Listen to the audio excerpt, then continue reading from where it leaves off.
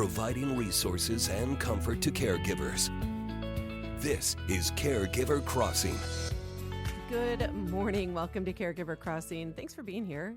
If it's your first time, even if you're not your first time, Caregiver Crossing is a show brought to you by Joyous House, presented in partnership with Cardon and Associates, and we are here every week to talk about all things caregiving.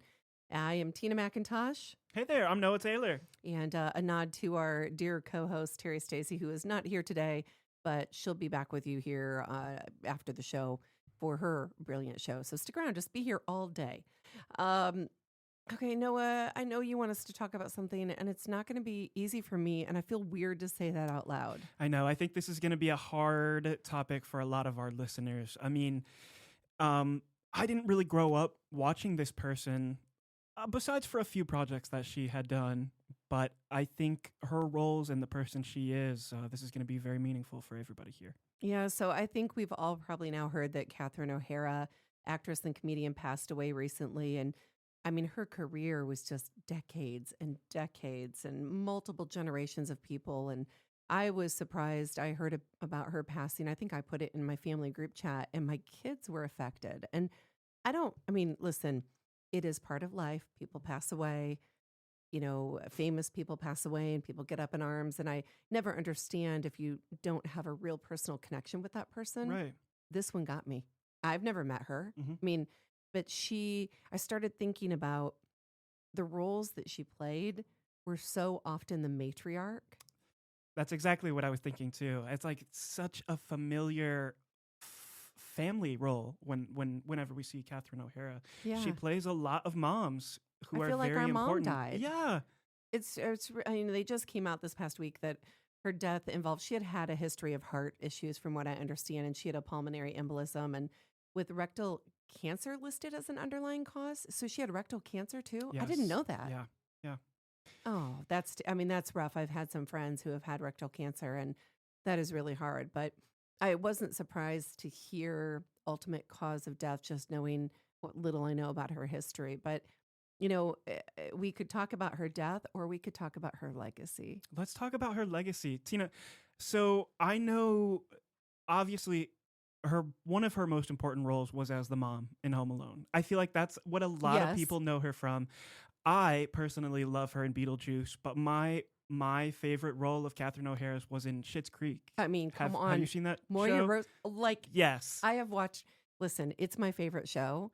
I have watched that entire, in its entirety, 5-6 times, and my husband just said, before she passed, he said we should watch it together again. And I was like, oh, I'm in anytime. So any of our listeners, if you have not watched Schitt's Creek, it is an amazing show. It is wonderful in all of the ways. I will tell you, season 1 was a little slow. It was a little rocky at the start, like most things are. But they didn't know each other. I mean, obviously they did. Eugene Levy and Daniel Levy knew Catherine O'Hara from the work that the patriarch or matriarch had done for so long. But they were just getting in their groove too. But it is a wonderful show. And I don't know the tie-in with caregivers, but if you could get somebody from that show here on Caregiver Crossing, I'm in. Well, I think the tie-in in my mind is that, well, specifically Catherine O'Hara being a mother, I mean, that is the definition of caregiving. I mean, mothers are caregivers all the time, but specifically for Moira Rose, I think it's that she showed love in an interesting way, which feels like a lot of our caregivers. They have to show their love in maybe a way that's different than you had to show it in a previous time with your loved one. And coming into yourself. I mean, through trials and tribulations. It is a comedy, and it is wonderful. I will tell you, we just watched Best in Show, kind of in her honor right after her passing, and her role is Cookie. I don't know if you would love that show. It's an older one. Best in Show. Eugene Levy and Catherine O'Hara. I do love and there Eugene are others Levy in it. too. You should really watch it. He's got really great teeth. Great is in air quotes in that. It's wonderful. So she just, I think we're going to miss her in this world. And it makes me wonder, when you think of somebody who's a light in this world, is there somebody that comes to mind for you? Somebody who's a light in this world. Man, there are a lot of people. Things are scary right now, but there are a lot of people who are doing really, really great work. I don't know why it's always the funny people that pop up into my mind, like Seth Rogen. Yeah. I think everybody always needs a good laugh. If we're not laughing, we're probably crying Yeah. at this point.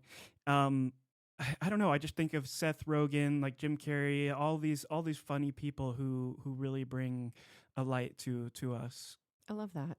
Seth Rogen should be on the show too for all the work he's doing. Yep, right. It's wonderful.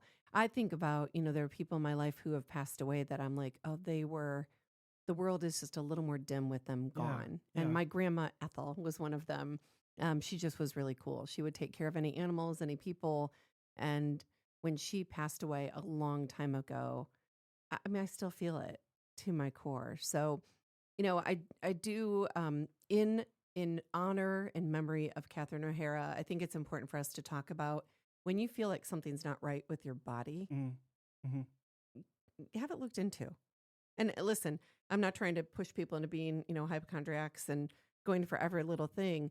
And yet, with my own experience, people in my life, you hear about somebody like her, it's like, the pulmonary embolism, I think the thing I don't know this, but the thing someone feels with that, a tightness in their chest, some anxiety, some exhaustion, it's like, oh, those are no big deal. But, things like this, heart issues, like it shows It can up lead to different in something different very people. scary. Yeah. So I don't know. Has there ever been a time in your life, Noah, where you've had that feeling that something's just not right? Oh, I mean, yeah, absolutely. Geez, I mean, the first time I had COVID, I had gone to the emergency room because I was having a lot of stomach problems as well. Mm. And they sent me back after a night. They were like, "Yeah, okay, you've got some medicine. Good luck. Figure it out. You'll be okay tomorrow." And then the next few days, I was still getting really sick. I was having like throwing up blood, to be honest. Oh my goodness. And I had to go back to the emergency room. And this is the point you're trying to make: is you have to advocate for yourself. You have to. Yes. And well, one, that was very scary for myself and all of my loved ones. But the other point to that, I think, is early screenings and detection, so important. Yeah. I had somebody in my life who was diagnosed with Lewy body dementia. But when he first went to the hospital, they told him, now Lewy body dementia is this is a very loose way to say it, but it's like Alzheimer's and Parkinson's had a baby. So just take that for what it is. And they told him it was natural aging and sent him home. He was having, what are we doing? Noah, and I know we have to go here in just a moment, but he was having hallucinations. He was seeing people with no faces at a table. And they told him, no, it's natural aging. Go home. This is not a normal part of aging. No. And so I stepped in and, along with some others, and we were like, this is not, we advocated for him because at that moment he couldn't. Yeah. But advocate for your loved ones, advocate for yourself, listen to your body. All right, we're going to have to take a break. If people want to watch past episodes of the show or listen to them, nothing to watch here, friends. You can do that at joycehouse.org. We want to say thank you to our friends at Cardon and Associates.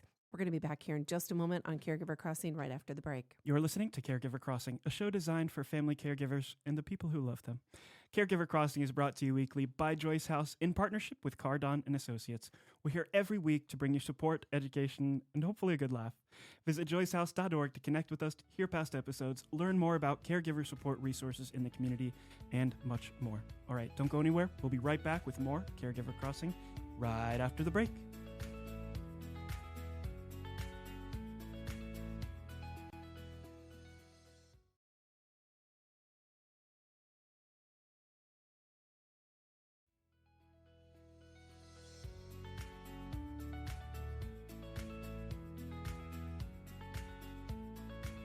We're back on Caregiver Crossing. I am in the Joyce House studio, Tina McIntosh, and Noah Taylor. Oh, good morning. Good to see you. It's like good you afternoon. just woke up after that first segment. Woo! All right, we have someone in studio that I can't wait for you all to meet, and she's here live in the Joyce House studio. Her name is Madison Wood-Gonzalez. She is the executive director of Morning Light, formerly known as Abby Hunt. Who's Amy?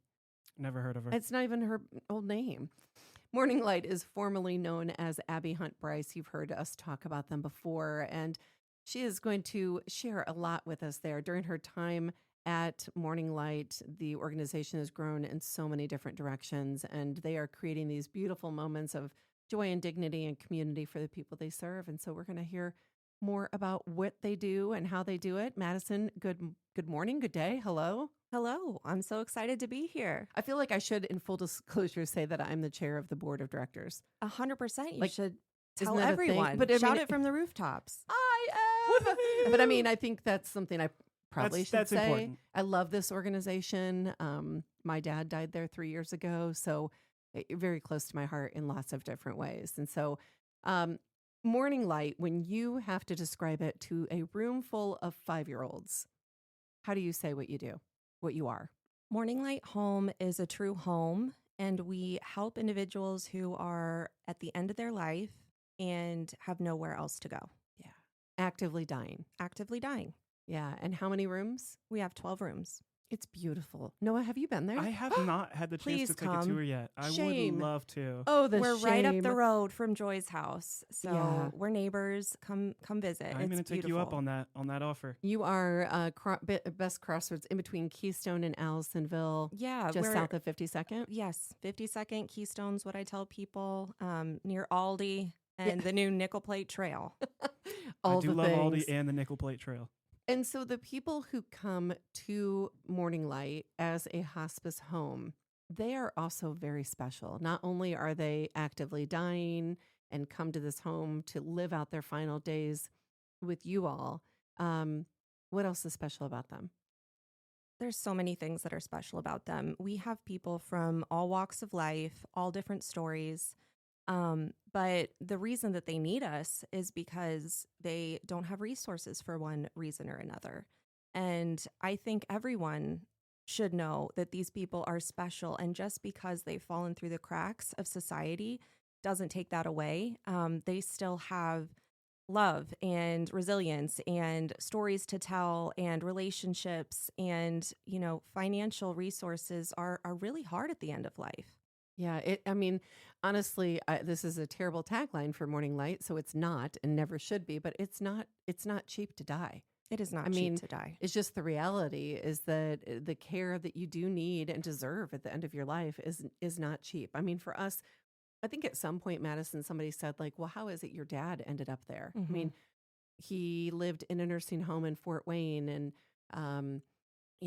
my sister and I both live here in Indianapolis and somebody said, well, didn't he have any resources? Well, first of all, he didn't. I mean, he didn't have any money.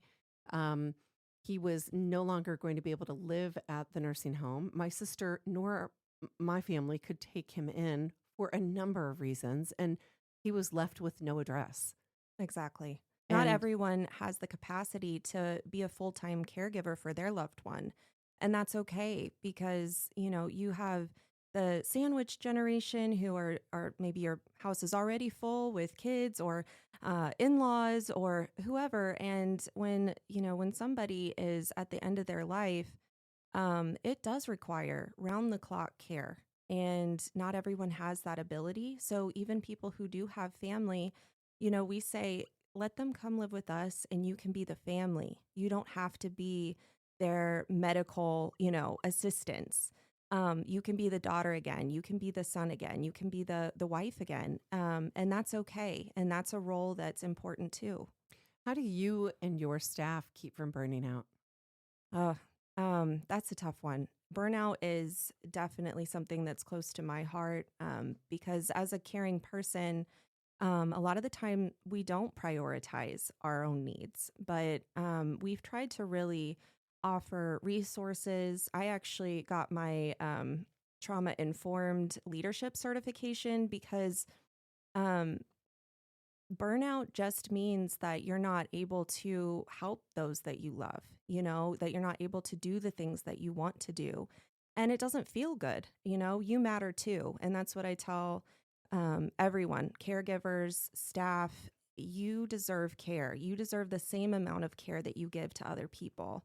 And it's easier said than done. I mean, you're saying It's that and I'm easier like, said than done. blah, blah, blah. Why are you yelling at me? I mean, Right. because that's just all three of us. Noah, you and too. Like that's how we're all three made is to want to care for everybody else's needs, particularly when they're dying. Particularly at the end. And so it really is important to try and set aside time for yourself, to not to lean on resources, to not feel like you have to do it all alone. You deserve care as well. And whether you can be that caregiver for yourself, or you might need to call a friend or a loved one and say, this is a lot. Can you please just, pick up my prescription on the way home, or dad's prescription on the way home? Something simple. Delegate those tasks. With our staff, we actually have chaplains that come in, and you can talk to them any time of the day. Call them, and that's important. You need a listening ear. You need someone you can offload such a heavy emotional experience on. Yeah, and you are, by the way, you're hearing the voice of Madison Wood-Gonzalez, the executive director at Morning Light, and the chaplains you're referring to are through workforce chaplains. Absolutely. Who we're going to have Chaplain Doug on next week. That's perfect. So, perfect segue. This was perfect not ti- sponsored. Sponsored by workforce Yes, chaplains. exactly. It's not, but they are wonderful, and they are very, very important in our world. And so if someone's listening and they are a caregiver, they themselves have a terminal diagnosis and need hospice care, or a social worker, anybody, if someone is listening and thinks to themselves, I wonder if Morning Light would be good for insert name here. Mm-hmm. What do they do? Like, how would they get in touch with you? Our website is the easiest way to find us. The application is right online, and next to that application also details the criteria. So, it says who is a good fit and how can we help. So I always refer people to our website, which is morninglightinc.org. And if you navigate that top button there, the little what's that called? What's the technical term? The 3 lines? The thing. Yeah, the thing on the top. I believe we call it the top. I always call it the hamburger. The hamburger. Oh, the little hamburger. Yeah, just the top. Anyway, up at the top, you'll see the drop down for the application. Okay. And it's very, very self-explanatory. Morninglightinc.org.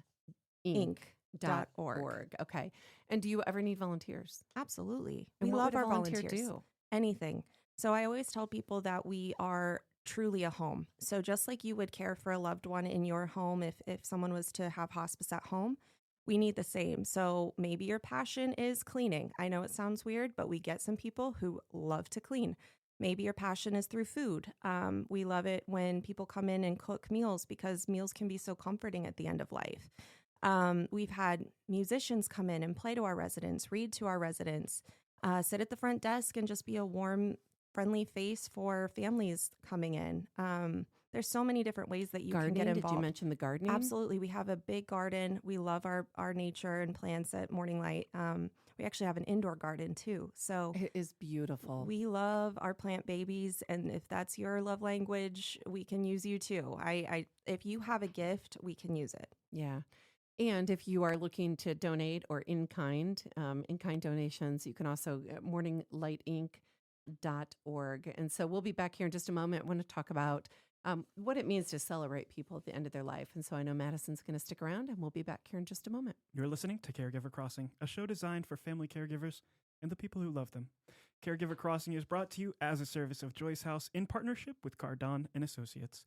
With locations in Broad Ripple and near the University of Indianapolis campus, Joyce House provides exceptional day services for individuals living with a life-altering diagnosis and compassionate support for family caregivers throughout the community. At Joyce House, we believe that everyone deserves to live their best life, regardless of their abilities. Learn more about our adult day and caregiver support services by visiting joycehouse.org today. Everybody stick around. We'll be right back with more Caregiver Crossing.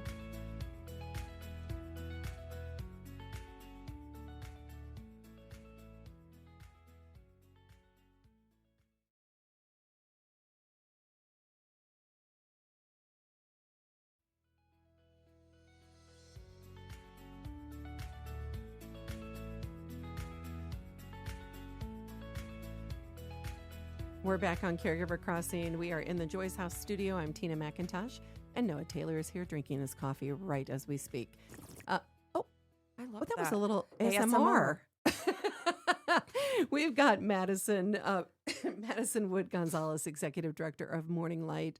And I right now I keep saying formerly known as Abby Hunt Bryce, because I want to make sure people are making that transition too. But if you missed the last segment, she was talking about they are a not-for-profit located here in Indianapolis, Indiana, and they are a hospice home for lots of special people. It's a wonderful, wonderful place. And Madison, we want to learn from you. You and I have talked before about normalizing the conversations around death and dying. And you have spent a lot of years working alongside people who are actively dying and their family caregivers who support them. And I'm going to split this two ways, actually. What is one thing you wish people knew about the dying process? I wish people knew that it is, I mean, we do know this, but we deny it, that it is inevitable. So we will all be there at some point, and it can look different for everybody. And the more we can start having these conversations now, hopefully we can demystify dying a little bit, so that it's not so scary, because it really doesn't have to be. It can, something I wish people knew, it can be really beautiful. It can be such a time of reflection and love and making peace with your life and sharing your stories and sharing your experiences and your knowledge. It really can be such a special time. But I think our culture doesn't do a great job of bringing death out of the shadows. And it doesn't have to be a dark, scary experience. I really love that you said that, because that's what I was thinking. People often think death is scary.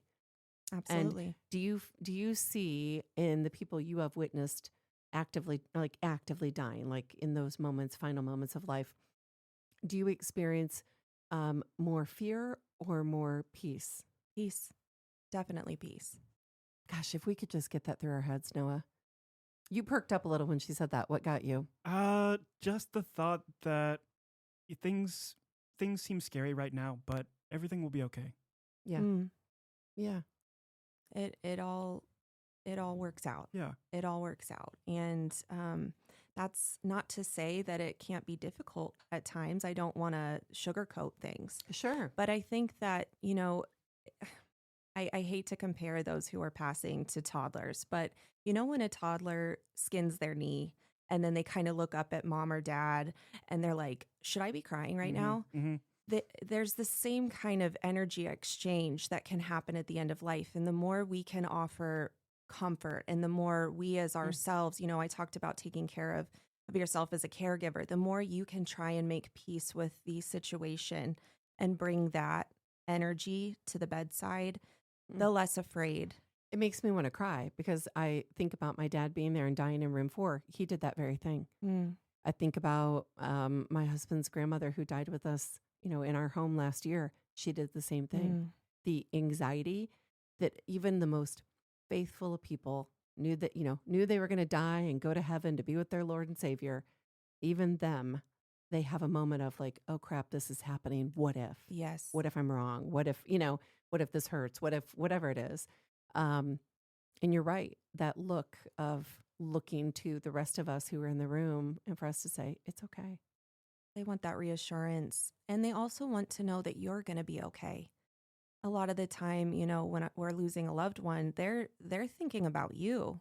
Did I do enough to set you up? Was I enough for you? And so the more reassurance you can offer someone, even if you don't want to, even if it wasn't always roses with that person, because let's be honest, it isn't.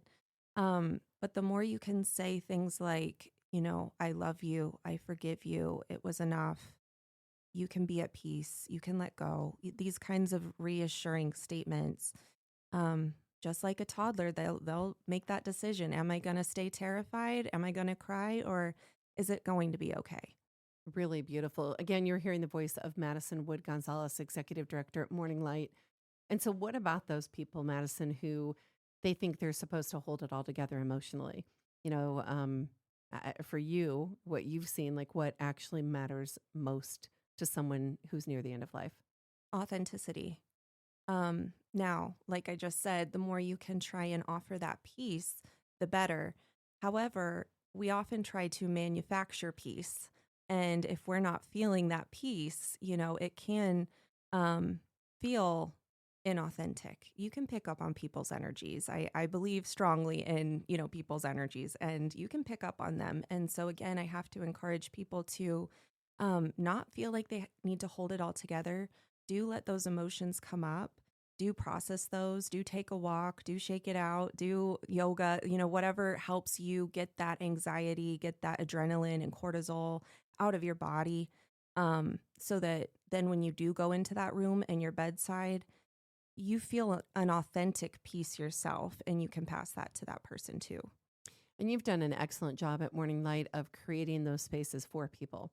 So Mm. whether it's before someone would come, if they're coming to see someone at Morning Light, they have that space. For others, it might be looking out on a pond or sitting in a quiet, dark room and meditating, whatever it is, right? Absolutely. Reducing that, stimulation, Yes. because the world outside can be stimulating. Life is still lifing out there, even when you're processing something as big as being a caregiver or potentially losing a loved one. It's still lifing. So you have to quiet that noise. It's a true story. If you want to apply for someone to come to Morning Light, or if you want to be involved or you want to support morninglightinc.org, you can do all of that there. Noah, before we go, any questions from you? Yeah, so I know that you've been the executive director working so closely with death. What has changed in your mind about the way you think about like leadership and responsibility as the executive director? Has that changed any way that you treat, maybe your staff or employees? I think that when it comes to being a leader, it's really important to meet people where they are. And it's really important to help offer perspective quite often. Working at Morning Light, you do see, these are individuals who are at the end of their life. We have to do what we can to put into perspective the stress that we're feeling, the day-to-day things that are happening, and try and leave those outside. And that translates to the work that we do there, but it also translates to how we live our life, because, the stresses that we think are the end of the world, they're not. They're not. No, that's so true. Before we have to go, the sign that's on the door at Morning Light.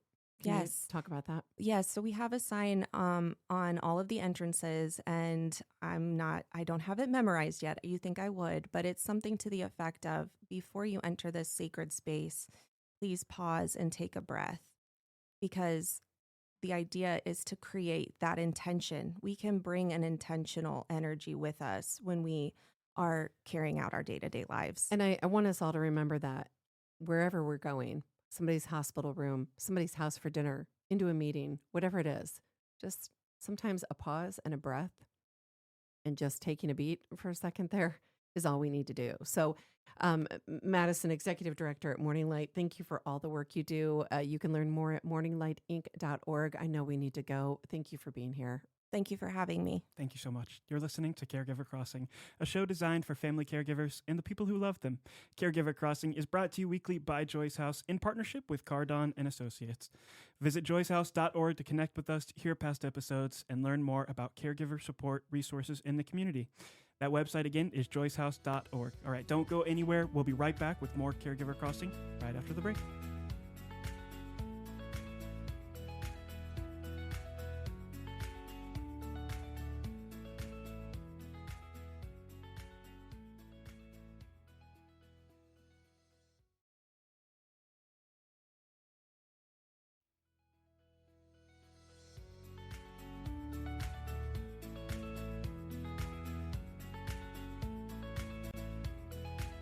We're back on Caregiver Crossing. Tina McIntosh in studio with Noah Taylor. We're here at the Joyce House studio. It's lovely here. You know what February 20th is? Oh my gosh, it is a special day, February 20th. National Green Bean Day. Okay, well, I do love green beans, but I'm not sure that's what I had in mind. It is, you're right. It's National Caregivers Day, and it is meant to recognize people who provide care over long periods of time. I mean, we all know at this point, hello, you're listening to Caregiver Crossing. Yes. Like, You we are know what a probably caregiver is. Yes. There is a famous quote that is used when it comes to caregiving. I would like you to say the quote in your best Rosalind Carter voice. I'm not going to do her voice. Okay. There are only 4 kinds of people in the world: those who have been caregivers, those who are caregivers, those who will be caregivers, and those who will need caregivers. So I hear this quote often in this aging, business that we're in. I really want to think about it. Those who have been caregivers, those who are caregivers, those who will be caregivers, and those who will need caregivers. I highly doubt there are many people in the world who would not fit into one of those 4 I think categories. every single person eventually will fall under 4 categories, and even more than one category. I would assume some people are even probably every single category. They are a caregiver. They'll need a caregiver. They have been a caregiver. Yes, me. Which I'm one? there. Yeah, I was I'm gonna there. say you Yeah. are probably a few of them, but which in these 4 categories, which one do you resonate the most with at this current period of time? I would say those who are caregivers. Yeah. I've got, I've got a small child in my house. I've got teenagers. I've got older adults in my home. And then at work, I have you all as my coworkers and my staff, Mhm. right? And I know it's different, but I am nurturing and matriarchal in that way. Absolutely. And obviously our guests, our clients here at Joy's house. So yeah. How about you? Well, like I said, I probably fall under a few of them, but right now, right now at this point in time, probably those who have been caregivers. I'm not currently taking care of anybody in my own personal life. I mean, we try to do everything we can here for our guests at Joy's house, but in my own personal life, I did get the opportunity to take care of my dad, and I think that resonates the most with me out of these categories. It changes you, particularly with end of life. Absolutely. Which, not to make it too personal, but Yeah. you with your dad or me with some of the people in my life, end of life, it does change you. But even the caregiving, and I don't know if I've said it here before, I've got a quote in my home. I'm going to butcher it, but it's something about just because someone is no longer in my life doesn't mean the time with them was any special. We grew together, we learned together, we loved together, and I will cherish that time forever. It really is more about friendships and friendships that you've lost over time. But even with the caregiving, I'm kind of projecting and saying this to myself right now. The time that is here is precious and rare, and it will be fleeting. Oh yeah, I gotta sit with this for a minute. Like I need to sit with that. The thing, we might be straying a little bit off topic here, but now what's coming to my mind is like this life after caregiving is such a big piece. I am scared. I am scared for the moment where I no longer think about the caregiving. Like I'm scared about the moment where I feel guilty for not thinking about this person in my life anymore. When so much time has passed and like your dad isn't at the forefront when you have a question anymore. like this there's a real that's a real thing, right? And we hear that. I appreciate you being vulnerable and talking about it. It's a real thing that we hear with caregivers all the time is one, oftentimes people lose themselves in the caregiving and they don't know who they are when they come out on the other side of it.